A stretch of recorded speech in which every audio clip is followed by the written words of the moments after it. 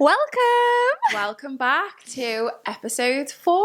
I know, episode 4. I nearly lost track then. I know. It's only 4 episodes, guys. I already lost track. Only 4. We'll get there. We've got something special today. Yes. It's someone's birthday. It's my birthday. And she's got me filming on my birthday. I know. She actually didn't mind. She It's was actually like, not a job. It's not a chore. I know, we were meant to film yesterday and she was like, no, do you know what? Let's just film on my birthday. And I was like, are you sure? Are you not going to hate me for it? No, it's exciting and I get to spend it with you. So there you go, guys. You heard her here. She doesn't mind filming on her birthday. And you also bring drinks and treats. Yes, so it's fine. I bring the lot. The good stuff. We've got a little drink to celebrate today and just trying to catch up on everything. Yeah, we're excited to be back. I know. How was life? Oh, well, I am really excited for today's episode. Life is busy as usual, but I'm so glad we found the time to kind of fit this in because it's a good one today. I think we're talking about a topic that is really on everyone's minds at the moment. Yeah, 100%. It's quite, I think it's quite triggering to a lot of people, if that's the right way of saying it. It's a bit of a subject that I think everyone struggled with. Mm-hmm. I can guarantee you everyone, female, male, we all struggled with it in different ways. And it's basically about breaking beauty and how these beauty standards have had such a big impact in our day-to-day life. In this day and age as well, I feel like it's changed a lot with social media though. I agree. I think it's something that's always been there, hasn't it? Kind of that society's expectations of how you should look or how you should behave or what the perfect person or the perfect kind of attraction should be. But I think you're absolutely right. Nowadays, with this boom of social media, it becomes even more in your face every day, isn't it? We're constantly exposed to the ideal person and the idea of perfect beauty. I think it's Instagram really, because I mean, there's always been this type of stereotype as in like with how you look, what you do, or even hobbies, like what you've got in common with someone. I just feel like since Instagram is being introduced to the world, it's all pictures, isn't it? Mm-hmm. So how can I get the perfect picture quickly for people to see? And I think even although Instagram is great, and I feel like we need to remember that Instagram is amazing for businesses and is being a game changer for everyone. But for like using it personally, it's put more pressure on my day-to-day life. And how do I get the best angle on this picture? How do I make it look unbelievable or realistic, really? Because you want to capture real life really with the pictures, but I just feel like it's gone out of hand recently. What do you think? I think you made such a good point there, though, with what you said about it being instant gratification. It's a picture, isn't it? Yeah. So it's very much that, you know, people judge you straight away. So you're judging a book by its cover because there's no substance behind it. That picture took 1 second to take. And you've got a tiny caption. So I think it's evolved a lot, hasn't it? I mean, we had social media before that, but it was very much like people posting their thoughts and their opinions. Whereas, like you said, Instagram or even TikTok, it's just complete, instant video, instant pictures, and people are judged on that basis. 100%. I mean, we've had social media for a long time, Facebook, and do you remember MySpace? Yeah, I do actually. It's just come to me then. I remember I used to have this MySpace and I used to have like themes. Do you remember you could change songs and everything on it? I don't know what you're talking about. I don't remember MySpace. Let's not talk about MySpace. Those too young days. to remember that. No, but honestly, I remember like I was so excited. I was like, oh my goodness, I can change the colours. I can change the song. I can put like pictures everywhere, make it like customize it to what, I don't know, to kind of match your personality, I suppose. But I feel like that was not as superficial as it is now, like for example, like you would be able to tell of someone's personality by looking at their MySpace, if that makes sense. Like you would try and make it as personal as possible. I see, yeah. So you'd have like your own theme, like Yeah, you like said, you would for really, your personality. you would Yeah. really look into and be like, oh, what do I like? Oh no, I like this, my favorite song, my favorite color, my favorite, and it kind of gave a bit more of an insight of what you are as a person. But with Instagram, I feel like it's just very just picture perfect reel. Yeah. But and don't get me wrong, like I understand that with showbiz, like photo shoots, businesses have to obviously have the most perfect pictures, and I understand that editing is just a part of, you know, what social media is like, and getting the best, I don't know, advertisement, you know, like putting yourself out there, putting your business out there. But I just think that people need to understand that even although these businesses are trying to put these beautiful pictures out there, it's you looking at that picture on a daily basis. That's just a moment that's happened. That's great lighting. You know, there's a professional photographer there, a videographer. You know, it's not what you would be able to capture with your phone. Somebody that's not into that industry, and you just think, oh, why are my pictures not looking like this? Why am I not be able to capture all these amazing moments like I'm seeing on Instagram? And it's just, you've got to understand that there's just a part of the job and what comes with it, and you shouldn't ever compare what someone's, you know, business or what they put out there is what should be in your real life, if that makes sense. And people only show what they want to show as well, don't they? So there's a small snapshot of somebody's life, but let's talk about the impact on people's life, because this is not, I mean, obviously it's a huge issue now with social media. Massive. But this is not just something that has just arrived with social media.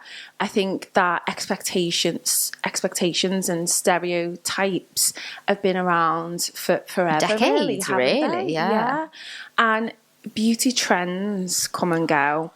And I don't mean makeup trends either. I mean, you know, if you're thinking about the perfect body, how that's evolved so much over time. So when we were growing up, it was very much, and this is so disgusting that this was actually a headline in the papers, but do you remember anorexia chic? Oh no, don't. Honestly, that, I mean, again, modeling industry, we're going to bring it up, and there's just, why do models have to be so skinny? Because that's on a lot of people that don't understand. I luckily have a background that I understand why the models have to be so skinny, and it's pure to do with how little, I know this goes a bit in depth, but my dad is a tailor, so he's always explained this to me, because I've asked him, like, why on earth do all these models, you know, I've seen models around him, he had fashion shows and stuff like that, why are they so skinny? Like, is there any need? This is unhealthy. Even as a little girl, I could, you know, look at someone and be like, no, you're too skinny. Like, even I as a little girl could notice that. And he explained it to me very, very well. He said, listen, we as designers, we want to make the most out of it. So we don't want to, I know this sounds really superficial, but we don't want to use a lot of material. Like, the little, the better. We want to, it's got to be quick. It's got to be, do you know what I mean? It's got to be efficient. Yeah.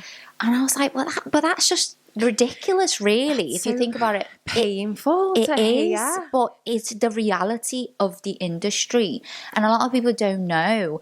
And again, I've heard that saying, oh my god, I've seen a model in real life and she's actually skinnier than what she looks on stage. Bear in mind, they've got hundreds of lights on them, you know, which put weight on you. Lighting puts weight on camera, which a lot of people I don't think know this. But in real life, you would be even smaller than what you look on screen. And I mean, it's like we say, so we're talking about trends, aren't we, really? Yeah. It's that pressure of external influences that dictates or directs reflects what the beauty standards should be for that particular era. So, 2000s, when we were growing up, it was very much like that catwalk, stick thin, model. Very thin. And I even remember because I've always been curvy. I've always had a bum. I've always had, I love her curves. chest. I love her curves. So it's like, it's one of those, you didn't fit in at that time to that particular ideal. Whereas now, curves are all in fashion. So you've got people now who are going for cosmetic surgery to make their bums bigger.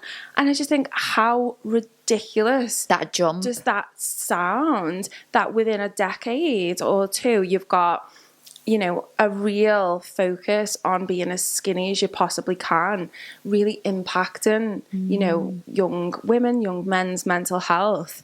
And then it's switched because the fashion has changed. Yeah, I just think that I want everyone to remember that's listening to this podcast that everyone's different. Everyone's shapes are different.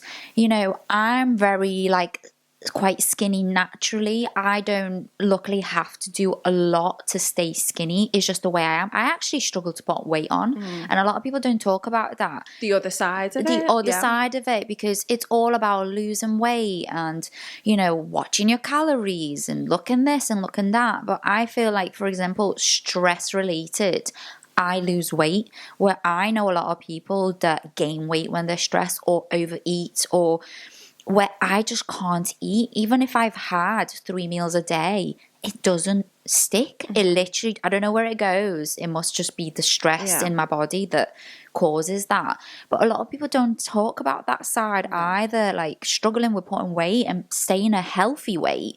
Because being skinny, great, but staying healthy, that's the most important. Yeah, and I think as well, you've made such a good point there, because quite a lot of people will put praise on the fact that somebody's lost weight, and they'll say, oh, you've lost weight, you've looked great, you look great. But in actual fact, for somebody who really struggles to put on weight, that can be such an impactful statement for their mental health, because it can have the opposite effect. I've had that effect on me a couple of times, and I'm not ashamed to say that a couple of times I've had girls saying to me, oh, you look skinny, and it's really upset me.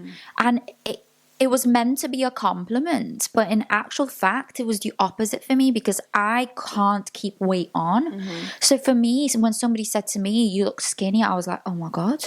Yeah. Am I too skinny? What's going on? Am I going on verge of being anorexic or something like that? You've got all these thoughts in your head, and it's just something that you need to remind yourself that when you do make comments like that to someone, even although you mean it in a good way, maybe just watch how you say it and what is the context in how you say it. It's about being really mindful. I think language is such a big factor when it comes to mental health, because people say things quite flippantly and they're not really aware of what they're saying, and they think that if they don't have the intent behind it, oh, I never meant it, or oh, it was just a joke, just a bit of banter, there was no malice there.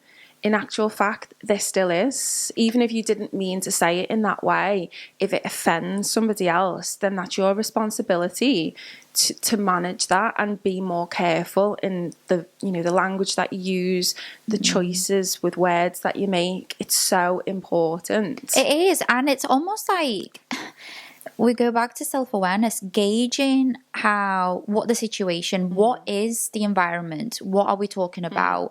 It's someone feeling, insecure about themselves. That they may be feeling insecure about a certain specific subject. Maybe don't mention it then. I don't know. Just be self-aware of how you approach someone, and just be a bit kinder, I don't know. I just feel like nowadays people just throw words out there like you said, without genuinely thinking about it, and it's so sad, because one little sentence like that can really, really affect someone that you would never have thought that it would affect them, and that can put them in that spiral of negativity and how they think about themselves. And it's about being consciously present, isn't it? And aware, because we're constantly being reactive all the time. We all live really busy lives. We can all be really guilty of flippantly saying something because we're running at 1,000,000 miles an hour, and it might be, oh, hi, oh, you look great, oh, you've lost loads of weight, or things like that. It's just about being mindful of what you say. And then, just want to come back and pick up on what you've just said, because that cycle of negativity is such a huge thing when it comes down to how you look and how we're perceived by other people. Because what happens is we start to internalize those negative feelings of self-worth, because we're constantly comparing ourselves to something that's unobtainable. So, for example, like we said, you and I are completely different builds. We are just naturally like in that way. It doesn't mean that it's one preference over another, but fashion trends and fads would dictate to us that, whatever's in trend at this moment in time is how people should be, and that's unobtainable, and it can really lead to that self-destruction in people. We see cycles of anxiety, of depression, of even kind of eating disorders at the other end of the extreme. And that was something that I really, really struggled with when I was younger, and I feel comfortable talking about it now because I'm way out of it and way past it. But when I was a teenager, I really struggled with an eating disorder because of how curvy I was, and because it didn't fit into the ideal of the stick thin trend that was out then. And it really worries me because I wasn't as exposed as young women and men are now. So we only had magazines. We didn't have real social media, hadn't really kicked off big. And I think it wasn't there every day when I opened my phone, but it was still enough to have that huge impact on me that lasted years and years. I know, but this is the thing. This is why we try to raise awareness on this subject, because now is the worst it's ever been. Like, growing up has been as difficult as it could have been for us, but now for the younger generation, I'm thinking of our children. You constantly have to worry about what they might think about themselves when they look in the mirror, because everything is just so in your face right now with social media that you almost feel like you don't want to let your children be on social media. Like, I've got, my eldest is a girl, and you can only imagine what, I'm not saying that boys don't get it as bad as girls, but I feel like on the outside, girls do get it way much heavier than boys do. I think with men it is more to do with power and like what job you've got and things like that, and looks to a certain extent. But with women, I think women just get so scrutinized nowadays and how they look when you first see them.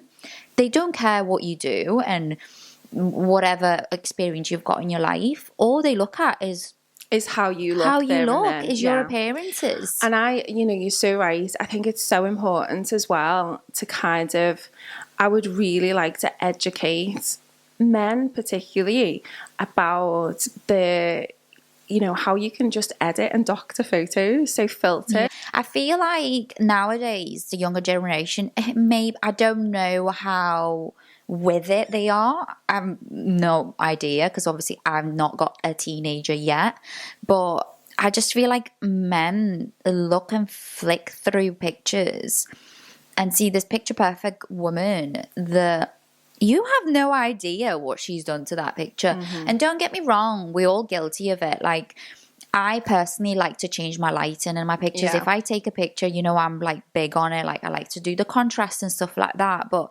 when it gets to the point where you do not look like that in real life at all, that's when it's a problem. Like, why would you feel the need to change your complete look to just look like someone else? Like, people know what you look like and everything, and especially with dating, we're going back there.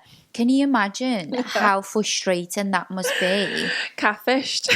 literally catfished. Like, oh yeah, she looked like this in pictures, but then when I saw her in real life, she was nothing like it. And it's just so unhealthy. It really is unhealthy though, and it's kind of, you've got to think back to what's causing people to want to actually change their appearance. I mean, like you say, everyone loves a filter, you know, but we're talking here now, you can actually completely change the way that you look so that it's picture perfect, and not a lot of people understand The difference. They will see it, and I feel like it feeds and perpetuates a lot of the problem, because you'll have young girls who are filtering themselves, you know, creating these perfect Barbie doll pictures. You've got men seeing those pictures thinking that that is the ideal woman. She's perfect. That their standards are then increased because they're looking at unrealistic photographs online. And then they can be quite critical then, even, you know, subconsciously, of real women and what it takes, what a woman actually looks like, guys. Like, I'm not being funny, but women, and especially, like, I'm not just talking about mothers, obviously we're both mothers, but even when you're younger, going through your hormonal changes can completely change your body. You can get stretch marks by gaining a little bit of weight when you're younger, by your body changing, you know, when you're everything, your hormones are going to start when you're about 13. Nowadays it starts even earlier. Like, I know now girls that develop way much sooner than I did. I was a late bloomer, but I remember when I had one of my friends in my class that she developed at like 12, and she did have stretch marks and everything, but yet again, at the time there wasn't social media. We couldn't like compare it only to a magazine, obviously, that you'd flick through. But nowadays we just, guys, please just remember that women's body are different shapes. You know, if you have children, your body's going to go through so much change in that period of time, not only while you're pregnant, but afterwards as well. And it's not, you know, feeding yourself off these picture perfect Instagram posts that you flick through. The first thing that when you wake up in the morning, you see it, it's right in your face. I think it's important as well, because you just made a good point about kind of changes for people after they've become parents, and we're going to have a whole new episode on that, because I feel like we could talk about that all day.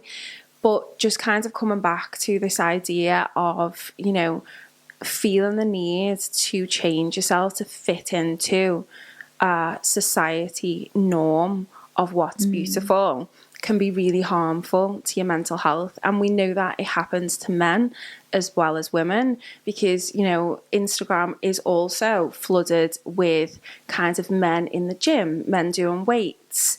You know, there's a lot of people. How many six packs you've got? Like, it's ridiculous. It gets to the point that it's just like, I mean, guys, come on. We're all guys and girls, you know, nobody's perfect. We're going back to that, like, illusion that perfection exists. It doesn't. I just want to tell you that perfection doesn't exist. You might know, you might not, but it's almost like a wake-up call for everyone to realize that we're all human. We all go through stress differently.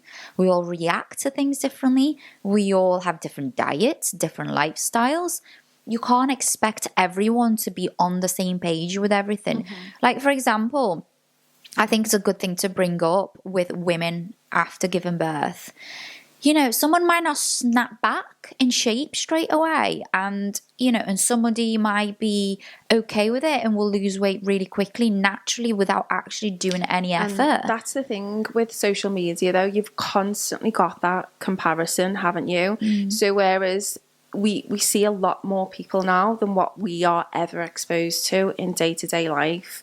You've not just got celebrities on the TV or in the magazine, but you've got kind of, you know, your neighbour from down the road, perhaps, or your friends from school, constantly posting pictures. But then you've got access to all of their friends or people that you don't even know on your Instagram feed, that you're constantly comparing yourself to or your life to, and always thinking that there's something better out there. Not in a kind of relationship way, but in every way. In every way. You know, you're constantly thinking that you're not good enough, that you're not achieving what somebody else is achieving, whether that be looks wise, whether that be career wise or lifestyle. And that constant comparison really leaves us feeling inadequate, low self-worth, low self-esteem, and those negative thoughts creep in all of the time. And what happens is, you know, we've touched on this briefly before, but when we're constantly feeding our brains with negative criticism, it leads us to becoming more negative in our day. So we're constantly kind of interpreting things in a negative way, and it just continuously erodes our self-worth. And we can start to see more clinical signs of low mood, depression, anxiety creeping in, and the cycle just keeps continuing.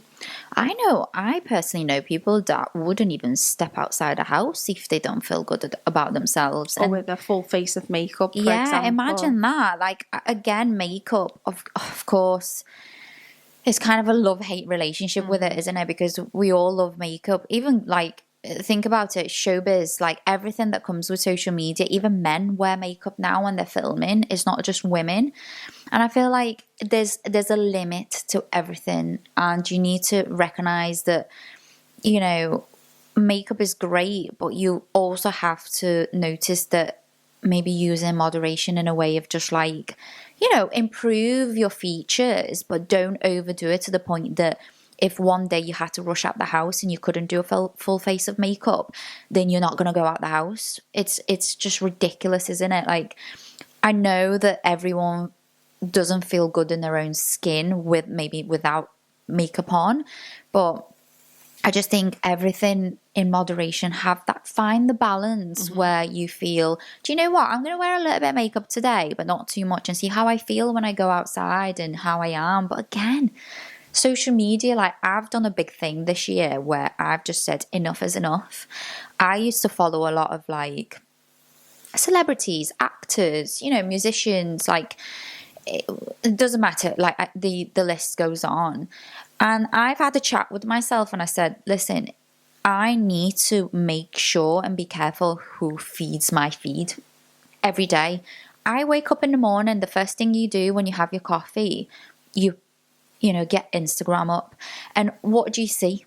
You see someone like, look in this, glamorous, it's all in your face. The first thing when you wake up, like now you've got that print in your head for the rest of the day. Can you imagine that? Yeah, and it automatically, you know, the first thing that you say you're feeding your brain with is that picture perfection of, you know, maybe a beautiful woman with a full face of makeup, quite very much, you know, probably airbrushed or filtered or on holiday. You know, it's that, you say, like that picture perfect, and that automatically is going to leave you feeling inadequate. Then like, you know, you sat there in your pajamas, you sit there having your coffee in your pajamas and with no makeup on, feeling probably tired or, you know, deflated or whatever, and or you've been up all night with the baby, and you just think, oh, well, I don't look like that, or I'm not going to be able to look like that because I've not got time. And I just think what I would advise people, what worked for me personally, it might not work for you, but what it did do for me, it was I had to literally clear out a lot of my Instagram. And I was really, really strict with it in a way of, what does motivate me every day? When I open that Instagram, is there something that's making me laugh? You know, I follow a lot of funny accounts. Is it lifting my mood? Is it, you know, making me motivated to do more with my day? Is it making me feel worthy? You know, is it making me feel like I want to start the day and feel great? You know, I don't need the first thing in the morning to feel demotivated and like deflated that somebody's posted something that's unrealistic and it's not on my wavelength as well, because that's another thing. Like, we all have different, you know, likings and what we love to follow, but I just feel like you just got to be so much more aware of what feeds your feed every day, because it's not just a one-off, it's every single day is there. You're following them. It's going to be right there in front of your face. So let's talk then about what you can do, because ultimately we've all got a responsibility to ourselves. And I think that's where people quite often think that they can't change. You know, I can't change who I am. I can't change the circumstances I'm in. And if you're thinking about that in a, you know, a constantly negative way, that can lead to feelings of despair, and you're stuck then in that really downward spiral. So if we kind of think about, okay, well, how can we take control of our well-being? Because there is no magic wand, there's no magic pill to improve your mental health. You have to be accountable. So it's just like our physical health, you know, we all have to take care of it. You can't just, you know, eat what you want or eat really unhealthily and expect to feel great. And it's the same with our mental health as well. You have to take steps every single day to ensure that you're protecting your mental well-being.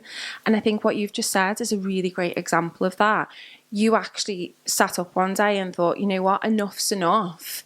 These people aren't making me feel good about myself. So I've got a choice here, and I've got a responsibility to myself to say, well, I don't want to follow them anymore, because they're not bringing any benefit to my life at all.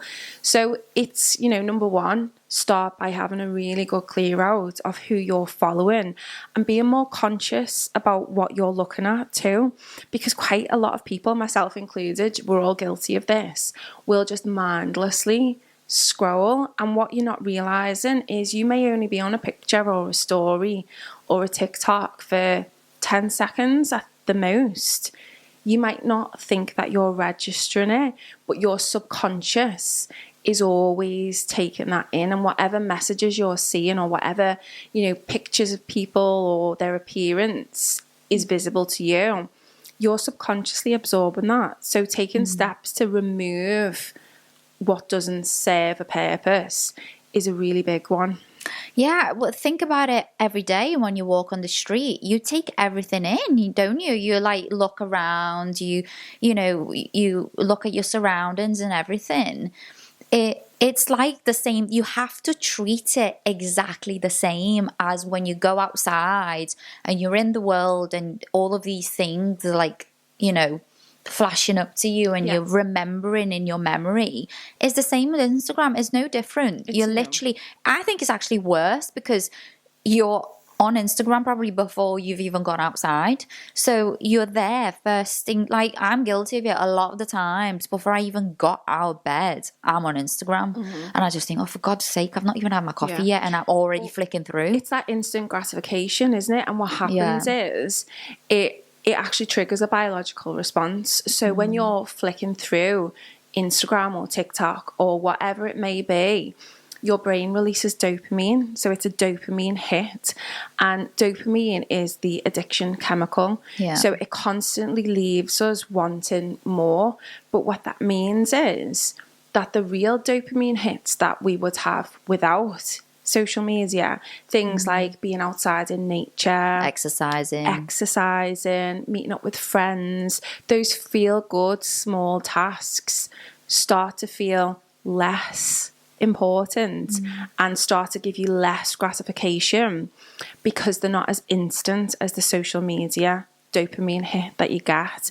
So it is actually biologically altering our brain and our attention span as well. But that's a whole nother episode too. I know. I just think people are just not aware of it. And in all fairness, I don't blame them either, because when you have it all just thrown in your face, it's really hard to, you know, have that wake up call like I did one day and I just said, that's it. Like, I just noticed a real shift in my mood where I was just thinking, why am I even following this person? I don't like... It's only making me like want to go and get more surgery to look like this and want to be perfect and have the perfect lifestyle. And I just think, yeah, you can follow people that you really, really admire.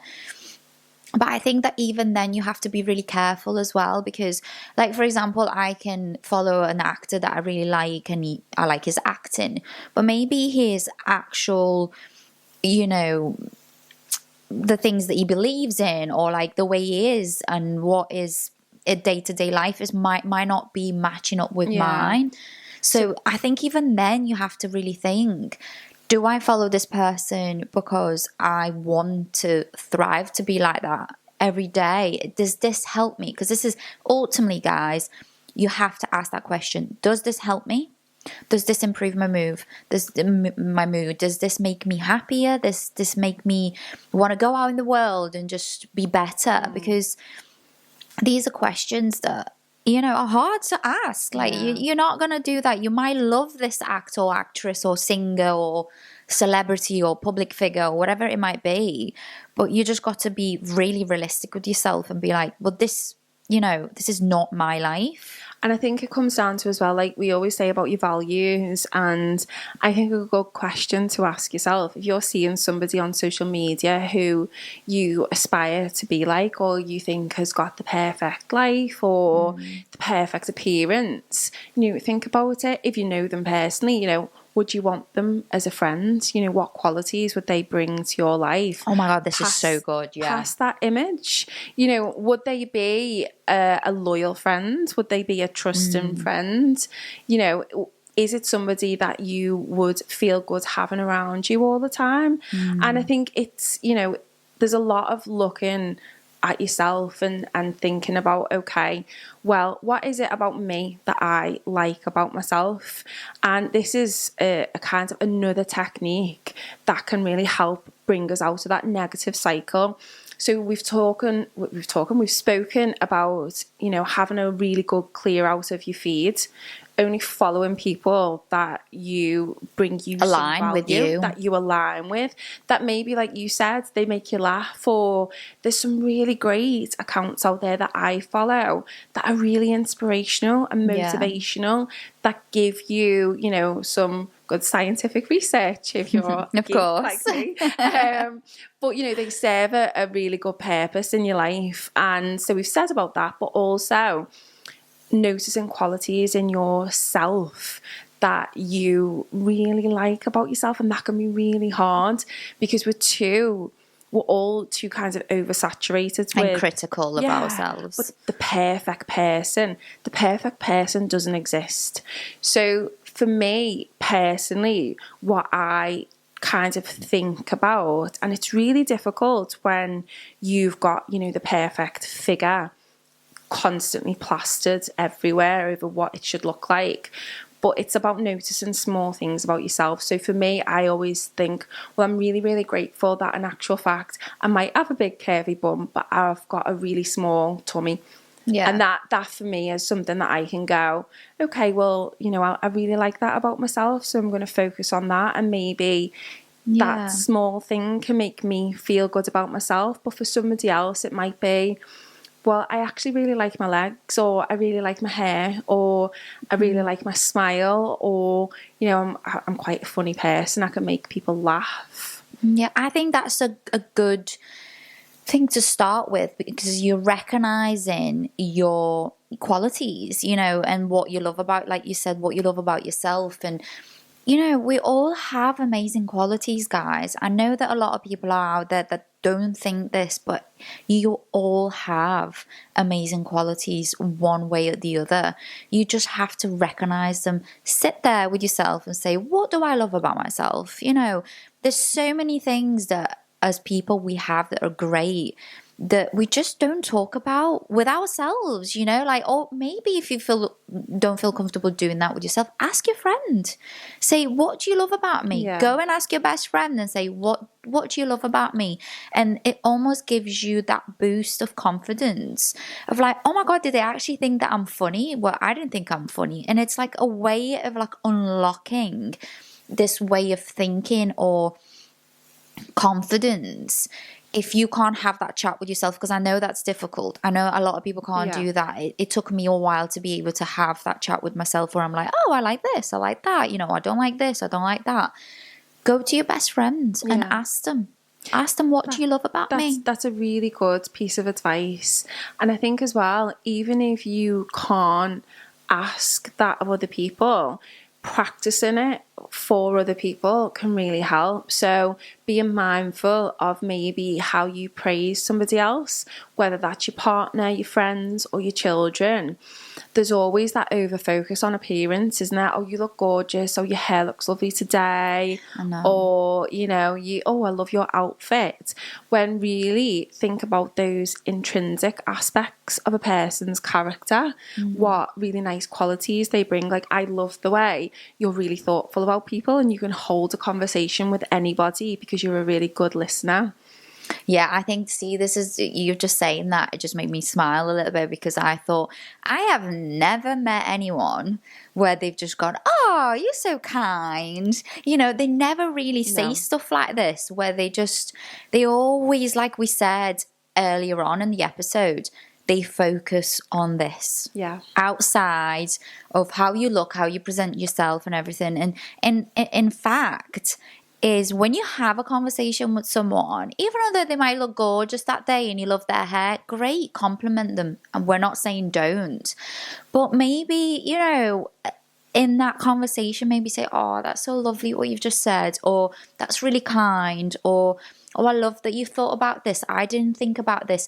Make meaningful conversations. Yeah. Don't keep it superficial, because it's really hard when somebody approaches you in a superficial way to carry on having a meaningful conversation, because you've already started it on that level that you almost feel like, if I'm going too deep now about meaningful things, it's really hard to carry on that conversation. So I think if anyone can take anything from today, it's just when you go into a conversation with your best friend, with your mum, doesn't matter who it is, even a stranger on the street, the way they approach you, think about how they are in front of you. How are they presenting as a person, not as how they look?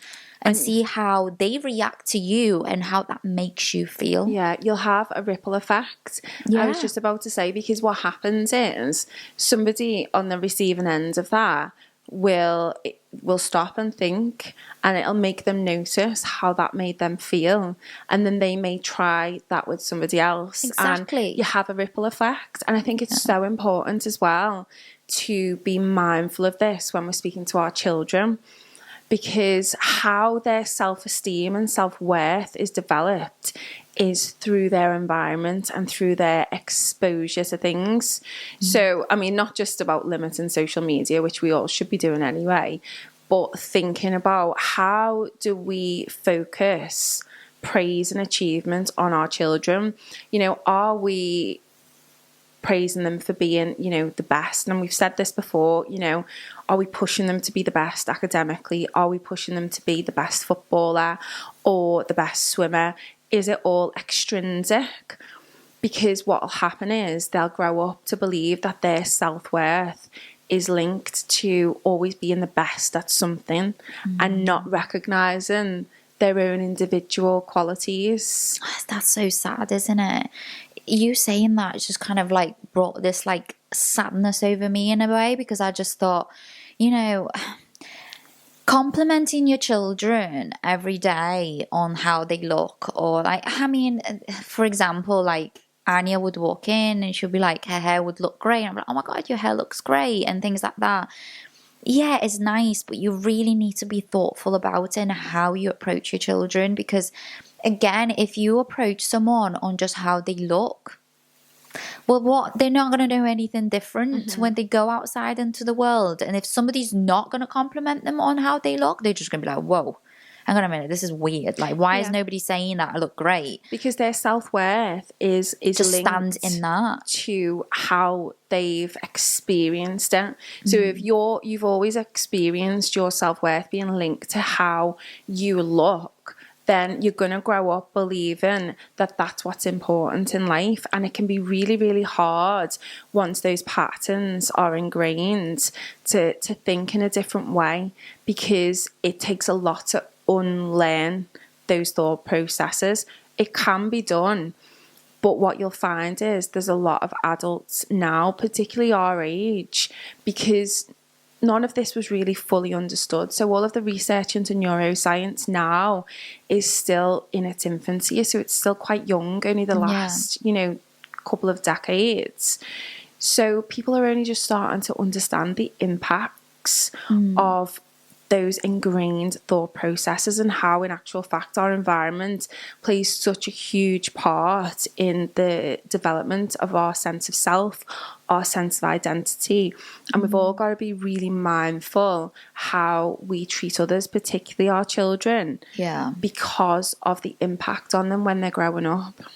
Yeah, well, I can obviously, I mean, this subject for me is so relatable in so many ways. I could talk on this for hours. And I've had this struggle, like, I'm going to try not to get emotional about it, but it's been really hard for me growing up because I've always had this approach from people where they would only mention things of appearances and how I looked on the outside.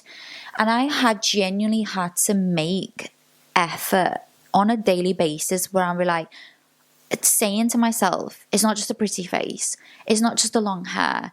It's not just this. It's not just that. I'm more to this, because there's always been this thing of like people just feeding me this compliments. I'm very grateful, obviously, that people are very nice and complimenting me, but when you constantly focus on that thing can be really detrimental for someone's mental health. And it really had a big effect on me growing up, because I thought, nobody's mentioning anything else. Nobody's mentioning the fact that I'm really creative. Nobody's mentioning the fact that I'm really thoughtful. I'm a caring person.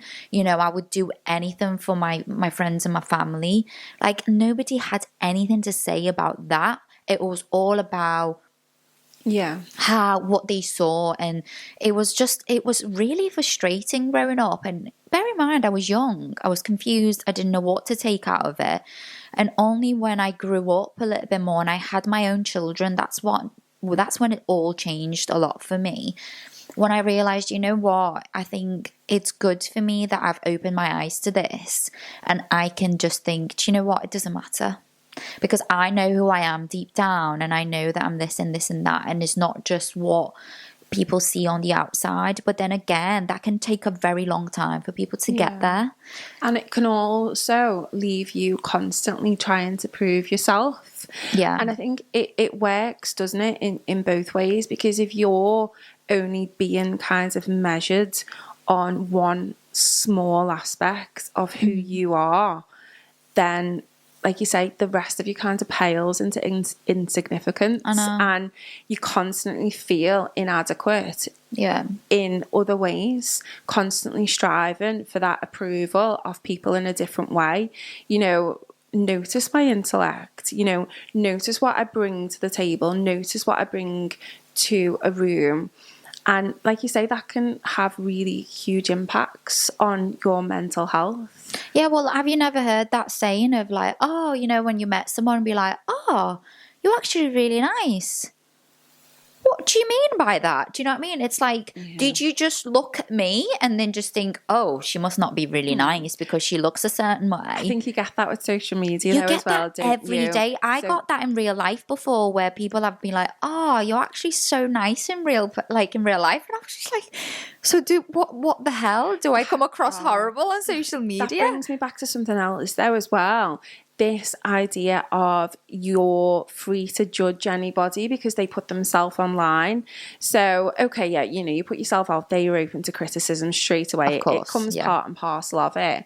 But I feel as though you get a lot of people who feel like they can comment on somebody's appearance, or feel as though they can have an opinion on somebody's personality because of the way that they look. And again, that feeds this cycle of, you know, it's very superficial, it's very surface level.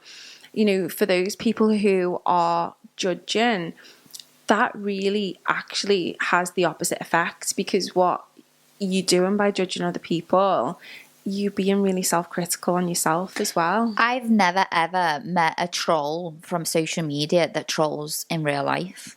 I've never, they're probably the people that would never come up to you in real life and say what they would say online.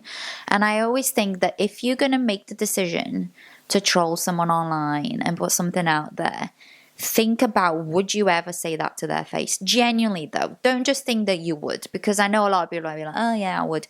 Would you though? Would you sit with that person in front of you and tell them exactly all these nasty things that you've told them online? I just feel sad for people who do that, because it stems from a place of real low self-esteem. It does. Real low self-worth. And, how can you feel good about yourself or your life if you're too overly focused on somebody else? I know that. I just honestly, I mean, I get really worked up with the trolls, don't I?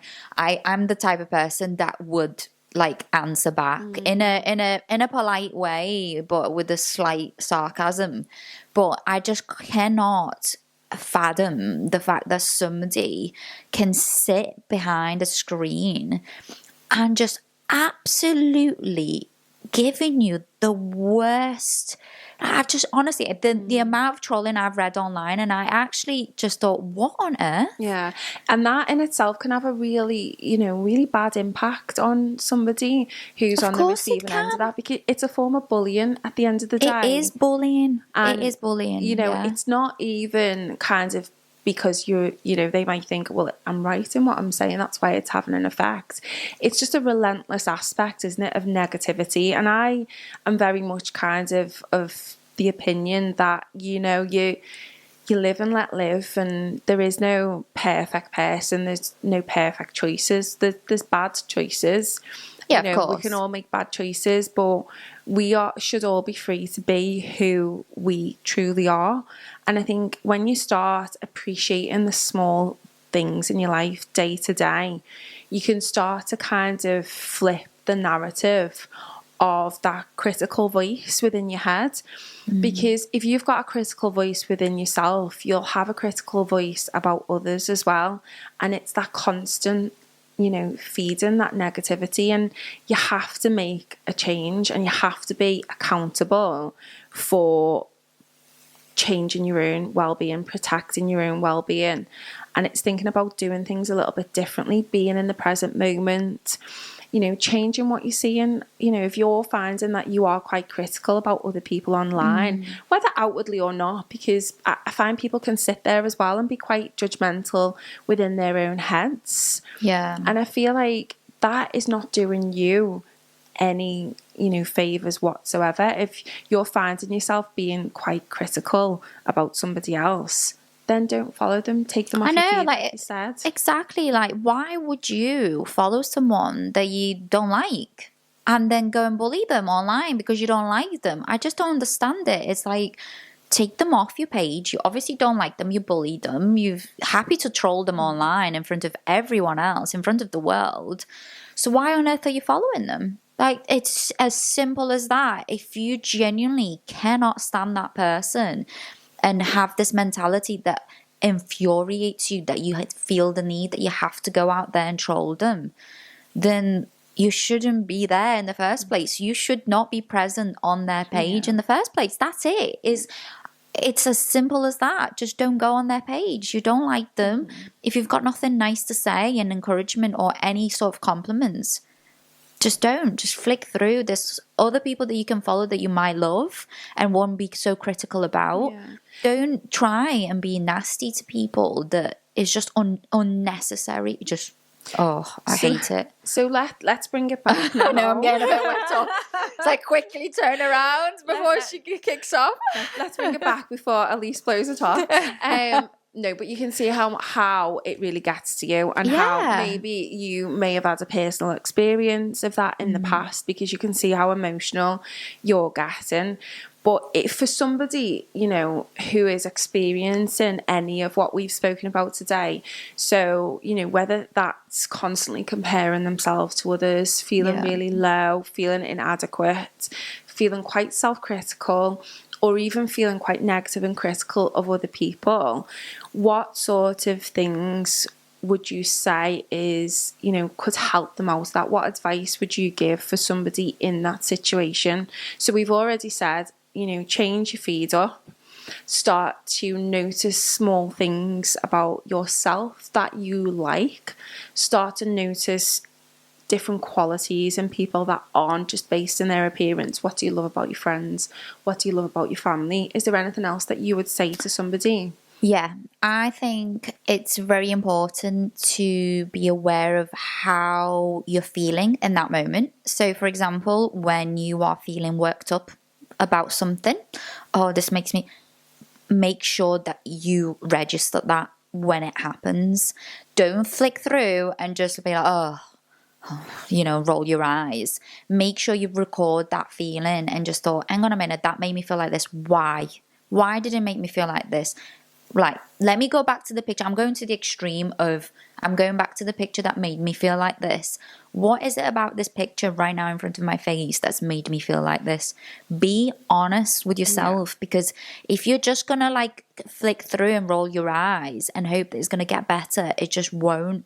So you need to be very like really strict with what you're looking at. It comes back to noticing the patterns. But you have to notice it when it happens. Within yourself. It's made me feel like this right now. Stop. Don't flick through and go through another 20 stories. Why did it make me feel like this? Because what happens if you don't register your emotions and they just build up and build up, what happens is they're kind of bubbling underneath the surface. Exactly. And they'll come out in different ways. So quite often what we'll see, a prime example of that, is maybe someone's feeling, inadequate within themselves. Maybe they are spending too much time looking at, unobtainable pictures on Instagram or TikTok or wherever. Or lifestyles. Yeah, because this is not just about appearance. We said about lifestyles, holidays, jobs, flash cars, things like that. Then what can happen is if you're constantly consuming that and feeling in that way but not registering it, it can then impact on those relationships around you, because you can be irritable, you can start to get snappy with those around you can start to react to situations in a way that may seem over the top for what might be happening. And those people around you won't know what is wrong with you and why you are reacting in that way, for example. And you just have to self-awareness. I mean, you couldn't even put it better than you've just done, is being self-aware. It literally goes from there and everything else follows afterwards. And it's living in the present moment. So living in the present moment would be, let's take stock of an actual fact. What is this emotion I'm feeling now? And noticing it, because we all have negative emotions. It's part and parcel of being human. It's just about noticing what triggers that negative emotion. And emotions come and go. But if we don't allow them to come and go and recognise when they do, then that's when we start to have these more of a state of mind. So they become stuck. And it might be that niggling resentment that you're feeling from this unobtainable lifestyle or appearance, that resentment builds and it builds. And it starts to feed into resentment with your friends, resentment with your partner, for little things that wouldn't normally have bothered you. But you're too far past the trigger to notice what's causing it. And then what happens is those people around you will then start to respond to your resentment in a negative way. Exactly. And you start to see... It's a spiral. It's a spiral. And you start to see relationships around you breaking down. And relationships, all of the research shows us that relationships are the single most important protective factor for our well-being. Loneliness, isolation are the biggest causes of mental health difficulties. If we don't have a really good, solid foundation of relationships around us, whether that's friendships, whether that's, partnerships, then we can really, really struggle. And it's not the quantity, we've said this before again, it's the quality of those relationships. 100%. But the quality of those relationships is only going to be what you put in yourself. So if you're not a good friend or a good partner, over time, that's gradually going to erode that relationship and you're not going to get the quality back. And it's honesty as well. Like, you can go to your friend and be like, I'm so sorry today, I'm a bit worked up. You know, I don't know. You can even go to the extent and be like, I've seen this online and it's really bothered me and I don't know why. Just be honest with that person that you are approaching in that headspace. They know that you've had a hard time, you've not had a good day, something's bothering you. So you're not lashing out at them with all this negativity and they're just thinking, what the hell is wrong with her today or him? Or then it might be, well, have I done something wrong? Exactly. Then it gets that person into thinking they've done something bloody wrong. And then that's it. It all just blows up. Just not recognising one emotion that you felt that day. Yeah, and you've just hit the nail on the head. It's communication, isn't it? It's communicating your feelings to other people. It's, recognising we all have bad days and there may be different things that is impacting us in different ways. But if we're honest and we can communicate that with people, then automatically the sting is taken out of that. You might be really busy with work. You might be really stressed, feeling really anxious. But if you're constantly lashing out on those people around you and they don't know that that's what's happening, or that's what's causing you to feel like that, then you're rupturing those important protective relationships around you. Yeah. But I feel as though, we've given such really good advice. I mean, there's other things that I really want to kind of bring back to that we both agree on as well. It's, this main focus particularly has been kind of about online, hasn't it? And breaking those unmasking those beauty standards and unrealistic expectations. Yeah. I think as well an important thing to say is about getting yourself out there and feeling good. So we said about looking after our mental well-being, our physical health. They're all really linked. And I think if you can get out there and start, moving your body, going for walks, you don't have to join a gym. You don't. Sometimes going to the gym is not a realistic, obtainable hobby for people, whatever barriers there are. It might be time, children, money, there could be lots of things, but just by getting out in nature, getting out the house, getting some fresh air, getting some sunlight, having that time alone away from some of the things that are making you feel a bit rubbish can do us the world of good. And I think quite often people underestimate the power of those simple, really simple, basic little things that feed positive well-being. For me, a big one is dancing. I just think dancing for me, it's a better way of, because you're expressing your emotions. So the way you're feeling that day, like if I'm having a bad day, I would put the music on and I'll just dance on my own in the mirror, and I don't care if I look silly or not. I'm expressing myself, and that's what it's all about, just showing that emotion. Even, for example, if you're not comfortable yet to show that to someone else, make sure, like you said, you move your body. Dancing is a way of moving energy in your body, and it's so important that you do it. Is all these little steps that you can take that you can just make such a difference in your day-to-day. For me, music is a big one. Yeah. So just listening to music can instantly make my day so much better. But it's a particular type of music as well. That's really important. Depending on what mood you're in as well. If you're feeling really, really low, I mean, for me, there's nothing worse than putting on a sad song or a really slow song. Yeah. Because it just triggers you. It triggers. It's just that mood. It keeps it going. For me, it's house music. Yeah. Ibiza rocks. Ibiza music, definitely. Or just Ibiza in general. Just really. Ibiza in general. She loves it. Absolutely loves it. But it is. It's what makes you happy. It's what brings you joy.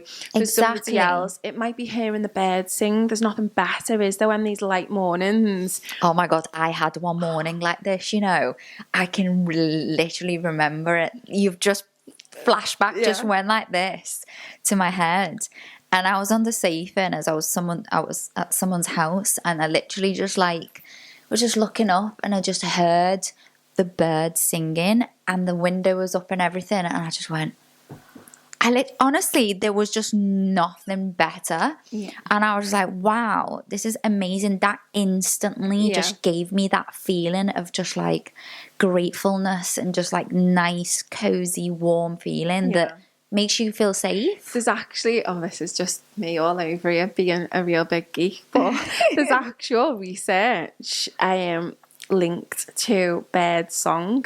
Is it? Yeah, about making us feel good and relaxed and at peace. Straight away? And it's linked to, you know, when we were hunter-gatherers, so it goes right back through evolution, the birds would only sing when the danger was gone. So, you know, when there's no saber-toothed tiger waiting outside your cave, there would be no birds around because the birds sense the predator. They run away usually. Well, they don't run, they fly, babe. They run away? Yeah, sorry, they fly away actually. The chicken might run away. I would probably run away if I was a bird. I love that. I do. But so when the birds were around, it was almost like I can relax. There's no danger. There's no predators. That does about. make sense, though. It does make sense. It's a bit weird, isn't it? I know. No, but it does, though. Think about it. Yeah. It literally goes down to we're thinking like, you know, decades and decades. Yeah, just that's that. You're gonna bring that up, aren't you? Now, every time we're gonna talk about something flying, you'll be like, no, you'll be running. Chicken. I'm gonna run with the flight on holiday. I'm not flying. I'm running after it. But yeah, I think this is a good way of, you know, wrapping up this episode. We're trying our best not to. We just can't. We can't you? And we're going to enjoy the rest of my birthday as well. Yeah, no, we're going to just, stop recording now and then just absolutely loving life today and just chill out. The sun's shining as well. I know. The last 3 days, hasn't it? It's been unbelievable. And have you seen my mood? Even although I've been probably hungover and tired and just misery, that I've literally just come out and I've just been like, I literally sat in front of your drive today and I was just like, basking in it. My goodness, the warmth of my skin. It always is sunny on my birthday. And is can I just finish by saying the sun always shines on the righteous. There you go. You've heard it here, guys. But thank you so much for watching, guys. And as per usual, you know where to go on our Instagram bio. You can go and find all the links there. Follow us if you want and subscribe. We're not going to force you to do it. But it would be really nice if you could like us on YouTube and on Spotify. And really tell us your thoughts, what you think about, all of this beauty standards that are happening in the world, because we'd love to hear about it. Yeah, we'd love to hear your stories. What is it that impacts you the most? And if you can resonate with what we've spoken about today. Or if you made any changes that you noticed that worked for you that could potentially help someone else, please comment or let us know. It's very important that we're able to find more solutions for everyone to help them. And I think that's been such a kind of benefit really of doing this that we've both enjoyed is speaking to you and hearing your stories. We've had so many messages from our last few episodes about people who can just really resonate with what we've said and have said, it's really helped make them stop and think about things. 100%. And that is ultimately what we're here to do. So please do like, share and subscribe. She's got it in the bag. She's got it. And have a gorgeous rest of the day. I know. Because we will. I know we definitely will. We're going to go celebrate. Thanks, everyone. Thank you. Bye.